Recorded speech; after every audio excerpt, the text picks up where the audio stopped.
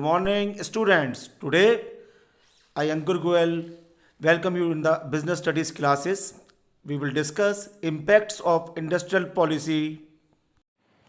Hello friends, मैं अंकुर गोयल दोबारा से अपनी नई वीडियो लेके आया हूँ। हमारा टॉपिक वही है business studies class 12 chapter 3। It is the business environment in our syllabus class. अभी तक मैंने इसके बारे में हमने बहुत सारी चीजें पढ़ रखी है। It was about the meaning, I have discussed the features, we have discussed the importance and dimensions also class. In one more, NEP means LPG we have discussed, and demonetization class. These things we have discussed in the previous sessions. Now there is a one more topic left जिसको हम आज इस कारण discuss करेंगे class. हमने इससे पहले बार पढ़ा था NEP 1991।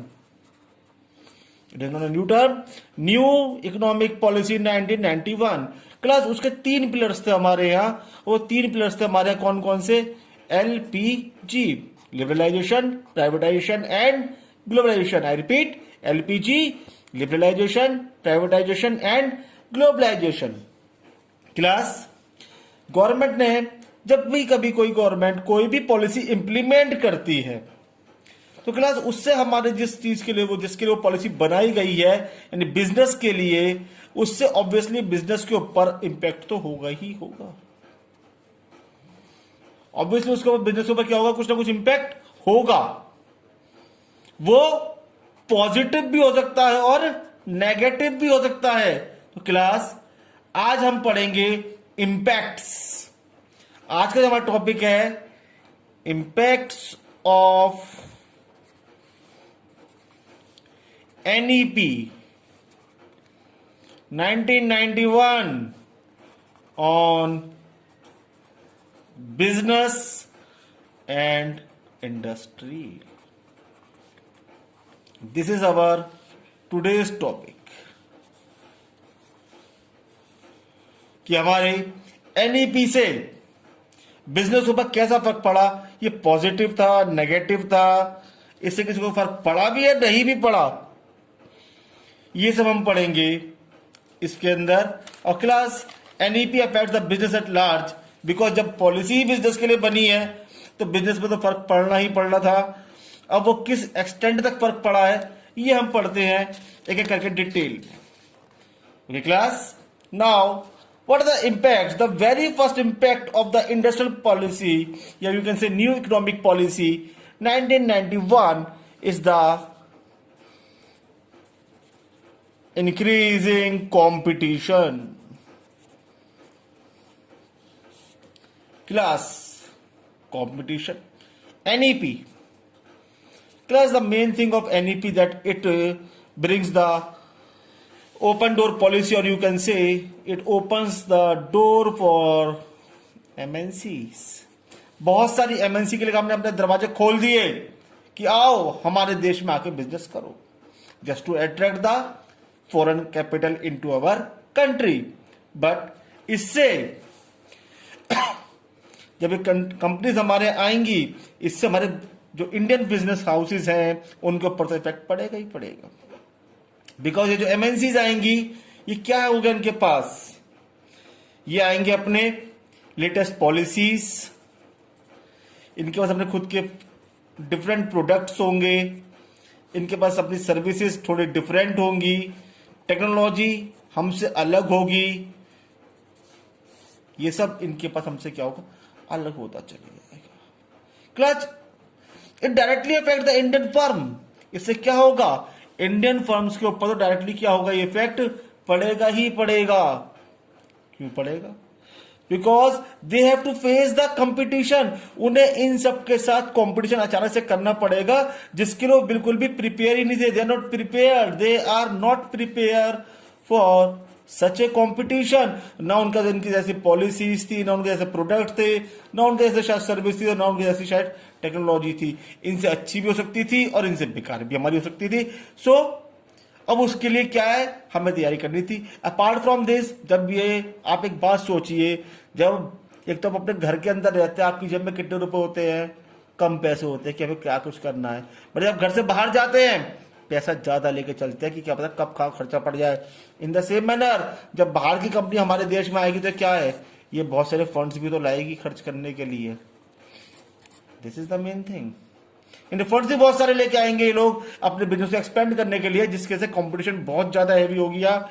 और इससे क्या हो गया, हमारे यहाँ प्रॉब्लम बढ़ती चली गई इंडियन फर्म्स के लिए to survive in the market. Class इसमें एक चीज और थी, प्रोडक्ट तो फिर भी चल जाते हैं, बट सब मतलब प्रॉब्लम आई हमारे यहाँ किसके अंदर, सर्विस सेक्टर के अंदर। What is the problem faced by the service sector? Class service sector there is a huge competition because service sector was earlier in the hands of what? Public sector. इसके लिए survival की बहुत सारी problem आ गई थी। Class is it clear? Now coming to our next one, it is the more demanding consumer.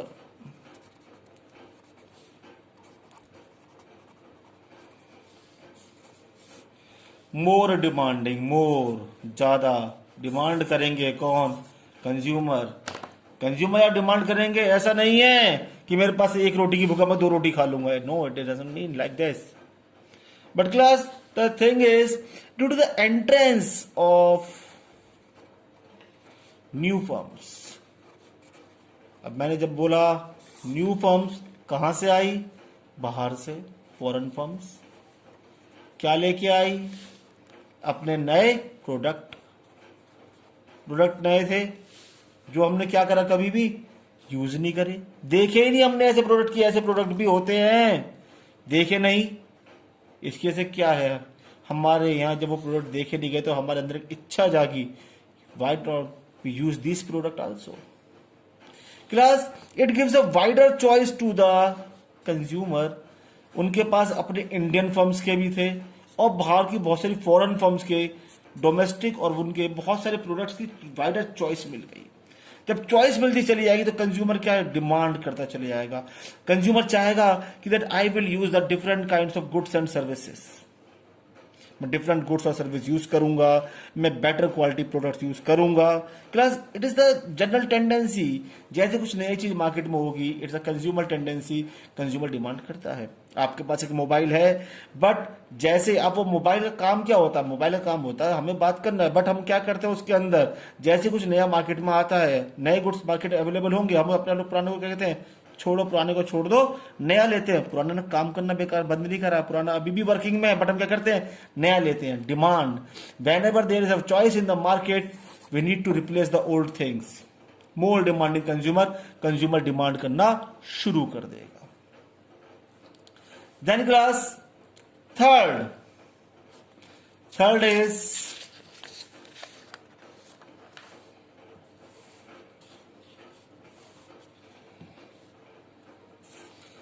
Market orientation. Market पे ध्यान देना। क्लास इसके अंदर क्या होता था, पहले हमारे यहाँ इंडियन फर्म्स के अंदर शुरू से बिफोर 1991, प्री 1991 का जो हमारा पीरियड रहा है, उस वक्त क्या होता था, we are totally was the product oriented. What is product oriented? Plus product oriented market हमसे ये कहता है that whatever I will manufacture you have to use the same. यानी इसके अंदर क्या चलता था, जो मैन्युफैक्चरर होता था वो अपनी मर्जी चलाता था। मैन्युफैक्चरर जो भी उसका मन करता था वो उसे मैन्युफैक्चर करता था, जिसमें उसको प्रॉफिट होगा वो उसे मैन्युफैक्चर करता था। बाद में उसी की डिमांड क्रिएट होती थी, क्योंकि और कुछ हमारे पास गुड्स अवेलेबल नहीं होते थे और कंज्यूमर को मजबूरी में वही खरीदना पड़ता था और कोई ऑप्शन उनके पास था ही नहीं। क्या करेंगे, मजबूरी है, जो भी चीज मार्केट में अवेलेबल है वो हमें परचेस करनी है, क्या करेंगे, या तो हम ना लें और लेनी है तो हमें मजबूरी में लेना पड़ेगा। प्रोडक्ट ओरिएंटेड मार्केट था। बट जैसे जैसे कंपटीशन इंक्रीज होता चले गया, नई फर्म्स मार्केट में आती चली गई, कंपटीशन क्या हो गया, बहुत ज्यादा बढ़ गया, नई फर्म्स आ गई। इससे क्या फर्क पड़ना शुरू हुआ कि हमारे यहां जितने भी मैन्युफैक्चरर्स हैं, उन्होंने एक चीज सोची that we should think about the consumer. अब हमें कंज्यूमर के बारे में सोचना पड़ेगा। कंज्यूमर क्या सोचना पड़ेगा? We should analyse the need of consumer. Need of consumer, हम पहले कंज्यूमर की नीड को देखेंगे, उसके अकॉर्डिंग गुड्स को मैन्युफैक्चर करेंगे और फिर उससे वो गुड्स प्रोवाइड करेंगे just to capture the consumers only. ये कंज्यूमर हमारे यहाँ हो जाए। पहले ऐसा नहीं था, पहले क्या था? प्रोडक्ट ओरिएंटेड, और अब क्या हो गया? Consumer oriented. This is why, because हमारे यहाँ देखने का नजरिया बदल गया, कंज्यूम मार्केट ओरिएंटेशन आता चले गया। क्यों आता चले गया? क्योंकि हम लोगों ने ध्यान किस पर देना शुरू कर दिया? अब कंज्यूमर के ऊपर, कि व्हाट कंज्यूमर वांट। अगर हम अभी भी अपनी यही प्रोडक्ट ओरिएंटेड पॉलिसीज चलाते तो डेफिनेटली क्या होता? कंज्यूमर में बाइकआउट कर चुका होता और हम मार्केट से क्या होते? बाहर हो जाते। Just to survive in the market we change our policy and it becomes the market oriented. Okay class, now the next, what is the next impact? इसका और क्या हमारे ऊपर इंपैक्ट पड़ा? The fourth is, it is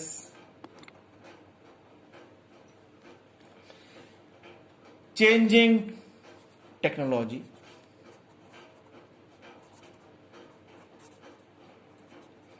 class इसके बारे में पहले भी कई बार डिस्कस कर चुका हूं। The changing technology, it is the use of latest technology is the slogan of successful businessman. Use of latest technology is the slogan of successful businessman. So in the same chain I would like to say this कि the competition ने, class competition ने सभी business को मजबूर कर दिया। Now अब problem उसकी नहीं है कि हम क्या करेंगे, अब प्रॉब्लम हो गई सर्वाइवल की। Due to huge competition, we are facing the problem of survival. How to survive in this market? Because it becomes the age of the cutthroat competition. अब हमें मार्केट में सर्वाइव करने के लिए करना क्या पड़ेगा? हमें कुछ नया करना पड़ेगा। It is the age of cutthroat competition and our main thing is survival in the market. अब सर्वाइव करने के लिए कंज्यूमर को खुश तो हम कर लेंगे, बट हम करें कैसे खुश? Class we need to change. Change क्या करना है? हमें अपने प्रोडक्ट के अंदर चेंज करना है। We need to change our product, we need to change our technology, we need to change our service and we need to change in many things. हमें कुछ चेंज करना पड़ेगा तभी तो कंज्यूमर लेगा। प्लस पॉलिसीज चेंज करनी है, बहुत कुछ चेंज करना पड़ता चले आएगा, तभी तो हमारे क्या होता चले आएगा, धीरे धीरे धीरे धीरे करते करते हमारा सामान बिकेगा। क्लास अब जो बड़ी बड़ी मैन्युफैक्चरिंग कंसर्न्स थी उन सब ने तो क्या करा? Because of they are having huge resources, उनका पैसा बहुत था, उन्होंने तो क्या करा? लार्ज बिजनेस फर्म ने अपने यहां चेंज कर लिया। Because the large business firm are having the huge resources of funds, they change the technology, they are updating the technology accordingly. वो लगातार अपनी टेक्नोलॉजी अपडेट करती चली गई। But the small business, it becomes very difficult for the small business just to cope up with these changes. It becomes a bad news for them. They are having the shutdown point because उनके पास या तो एक तरीका था मर्ज होना, merger या shutdown. They do not have any option, क्योंकि वो टेक्नोलॉजी के साथ कॉप अप नहीं कर पा रहे थे। Yes class, I hope it is clear. Then class fifth, class the fifth is necessity for change. Class change किसे कहेंगे? Class before pre 1991 there was the business oriented, जो था हमारा क्या था? प्रोडक्ट ओरिएंटेड था। The business was product oriented, और इसके अंदर कोई बहुत बड़े चेंजेस होते ही नहीं थे, बिकॉज बिजनेसमैन प्रोडक्ट अपनी मर्जी का बना रहा था, वही गुड्स मार्केट में सेल हो रहा था, और जब वो प्रोडक्ट उसका आराम से सेल हो रहा है, why he will change his policy. Policy भी क्या रहती थी, वही ओल्ड पॉलिसी, और वो पॉलिसी कौन सी, जो बिजनेसमैन को बेनिफिट दे रही है, पॉलिसी वही चल रही थी, कुछ चेंज नहीं हो रहा, आराम से बिजनेस वही एक ढर्रे पे चले जा रहा है, चले जा रहा है, चले जा रहा है, विदाउट एनी चेंज। क्यों, जब मुझे ऐसे ही मिल रहा है, then why should I change myself? When I am getting the things with ease, why should I change myself? For changing, it needs resources, money. Why should I waste my money when everything is going in a very easy way? इसलिए कोई change नहीं हो रहा था, आराम से सब कुछ चलता चले जा रहा था, चलता चले जा रहा था, अब बिजनेस बहुत अच्छा सक्सेसफुली चल रहा था। बट जस्ट आफ्टर 1991 एनईपी, ये जो एनईपी आया, क्या करना पड़ गया, कंपटीशन। क्लास, अब जब कंपटीशन बहुत जबरदस्त आ गया, इस कंपटीशन ने क्या कर दिया, बड़े बड़े बिजनेसमैन को अपनी पॉलिसीज चेंज करनी पड़ गई। क्यों, जो उनकी पुरानी पॉलिसी थी वो किसकी थी, अलग थी। नाउ ये न्यू पॉलिसी किसके लिए है, न्यू पॉलिसी है एमएनसी से लड़ने के लिए। कंज्यूमर, पहले कंज्यूमर क्या था कि जो प्रोडक्ट मिलेगा, अब उसका क्या है, प्रोडक्ट तो बहुत सारे आ गए, उसे तुम्हारा प्रोडक्ट नहीं, दूसरी कंपनी के प्रोडक्ट बहुत सारे मिल जाएंगे। He is having the variety of product, उसको तो बहुत सारी वैरायटी है। सर्विस सेक्टर भी उसके लिए बहुत अच्छा आ गया है, अब आपकी मोनोपोली खत्म हो गई है, तो इसलिए क्या है, कंज्यूमर की तो टेंशन खत्म हो गई। टेंशन किसकी बढ़ गई, बिजनेसमैन की। अब बिजनेसमैन अपनी टेंशन कैसे खत्म कर सकता था, सिर्फ एक ही तरीका था, भाई तुम चेंज हो जाओ, अपनी पॉलिसीज चेंज कर लो। वो पॉलिसी जैसी बिजनेसमैन ने चेंज करनी शुरू कर दी, बिजनेस ये भी सही से चलने शुरू हो गए। और जिन्होंने चेंज नहीं करा, वो सब क्या है, मार्केट से बाहर होते चले गए। क्लास 1991 के बाद बहुत सारे बिजनेस मार्केट से बाहर भी हुए, because they didn't change their policies. ये थिंक कि हम तो इंडियन फर्म्स हैं, हमारा को कोई हमारे घर से कोई निकाल देगा, बट वो बंद हो गए, because they didn't change. 6th class. The next is developing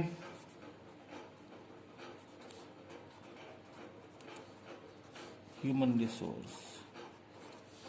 class, इस पॉइंट के बारे में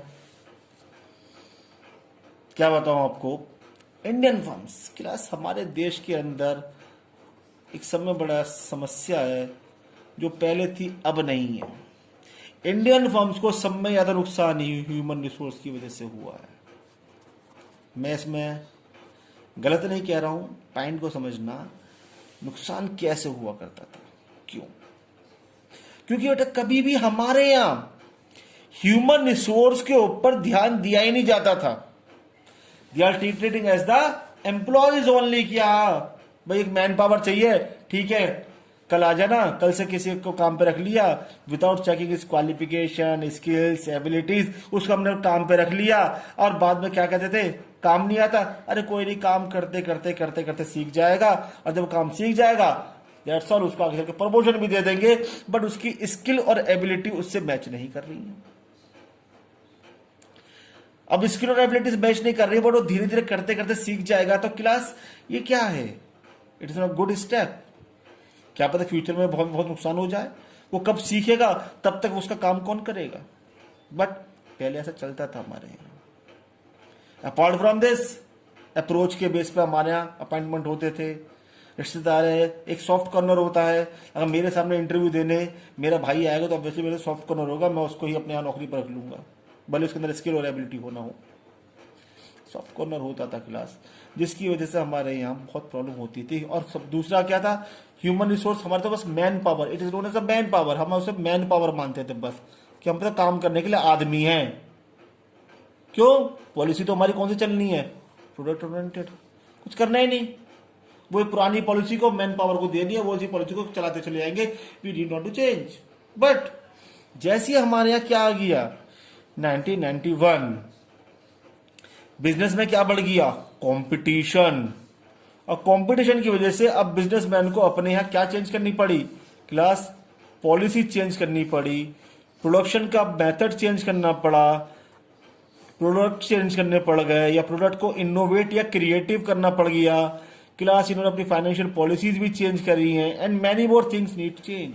क्लास वो चेंज कौन करेगा? The expert. ये चेंज कौन करता था? Expert. So it's time to hire the expert. Hire the expert. इसकी वजह से क्या हुआ? हमारे इंडिया के अंदर जितने भी स्किल्स और एबिलिटीज के बेस पे नौकरी दी जाने लगी, लोगों ने इसको पहचाना कि instead of hiring any of the person, we should employ the person with the good skills and abilities. और नहीं है तो हम उन लोगों को कहीं ना कहीं ट्रेनिंग देते थे ताकि वो उसी ट्रेनिंग के साथ साथ जल्दी जल्दी काम करें।